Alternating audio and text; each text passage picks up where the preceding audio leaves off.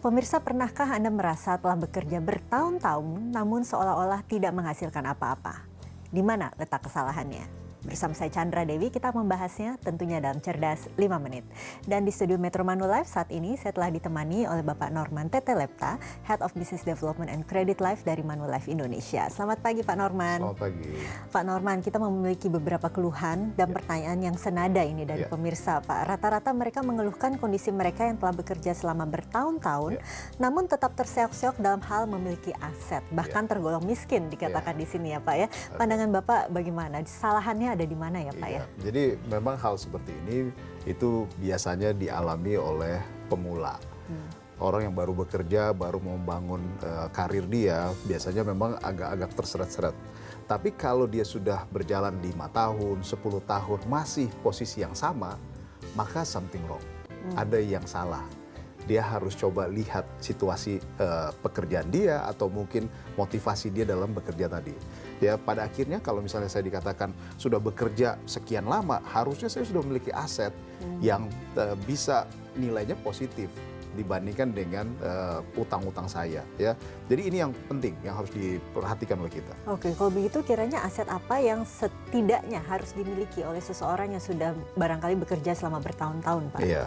Jadi kalau misalnya saya bekerja sudah bertahun-tahun, misalnya contohlah 5 tahun saya bekerja, maka paling tidak saya sudah punya KPR, rumah, ya, walaupun saya harus beli dengan kredit. Ya.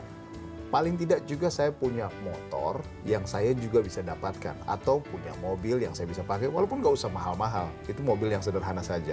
Paling tidak untuk membantu kegiatan saya. Kita harus pinter juga untuk memahami bahwa barang-barang mana yang punya nilai yang cukup tinggi dan produktif. Rumah di mana-mana selalu tinggi nilainya. Kalau mobil menurun, atau kendaraan-kendaraan yang lain menurun. Betul. Jadi pastikan bahwa saya memiliki sesuatu yang produktif kalau saya juga pinjam, ya. Dan kalau misalnya saya katakan tadi, paling tidak saya juga sudah mesti mengerti bahwa di awal-awal pun saya harus proteksi segala hal yang terkait dengan apa yang saya miliki. Walaupun sederhana, misalnya contoh tadi, motor, nggak usah deh, saya nggak usah proteksi motor saya. Padahal ini penting, apalagi dijadikan sebagai kaki dia atau kendaraan dia selama bekerja. Atau punya mobil atau punya rumah, jangan lupa itu harus diproteksi. Dalam segala hal, mau kita memiliki apapun, bahkan kalau misalnya kita punya anak, jangan lupa juga harus dipersiapkan segala sesuatu perencanaan untuk anak kita. Karena mereka juga adalah aset kita yang harus kita jaga, kita harus pelihara juga. Nah ini yang penting.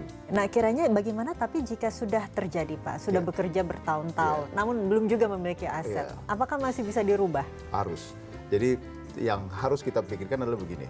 Pada waktu saya sudah bekerja, misalnya lah, saya baru sadar setelah 10 tahun bekerja, atau 15 tahun saya bekerja. Kok begini-begini saja? Rumah saya masih ngontrak, mobil saya juga masih kredit juga nggak lunas-lunas, karena setelah saya dapat, saya harus turunkan lagi nilainya dengan kredit lagi misalnya. Maka saya harus lihat, kalau saya sebagai pekerja, maka saya harus introspeksi, ada masalah nggak dengan pekerjaan saya? Atau mungkin jangan-jangan ini bukan jalur saya ini. Atau kalau saya punya usaha, jangan-jangan usaha saya nggak bener nih yang ini. Ya, jadi pada akhirnya saya harus flashback, lihat lagi ada masalah nggak dalam perjalanan karir saya. Nah kalau ternyata ini bukan tempat yang pas, maka saya harus berani ambil keputusan untuk mengambil tempat yang lain, ya karir yang lain.